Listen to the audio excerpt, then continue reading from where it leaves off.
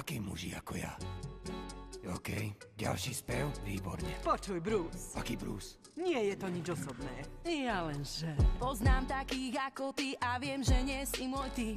Nie sú pri tebe cez deň, objavia sa len v noci. Neskoro. Emocionálne zlomený, prečo nemá čas? Prečo? Takých ja nechcem, takí nebudú mi zavadzať. Nie som Selina Kyle, ja nie som Vicky Whale.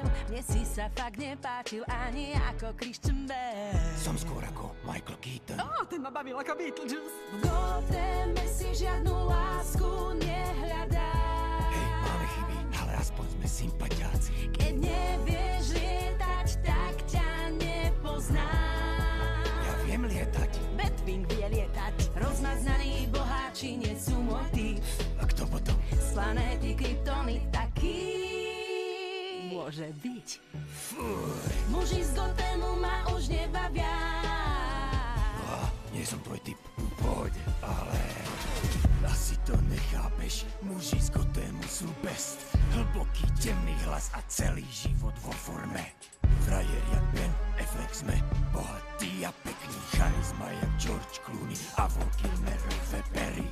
Makal som na sebe, aby som niečo dosiahol. Nemám to zadarmo zo slnka ako ten ufón. Poď so mnou na jedno rande a zmeníš názor. Postav sa do radu. V Gothame si žiadnu lásku nehľadám. Daj mi aspoň šancu. Sorry, ale nedám. Takých, čo nenosia legíny, si ja nevšímam. Nosil som legíny, spýtaj sa Adama Lesta. Ja proste hľadám ženícha, ktorý chce záväzok a nie chlapca, ktorý žije nekonečný večierok. No je tu super hrdina, silný aj oddaný, asi aj vieš, koho myslím, no je nemenovaný. Čau, Batman!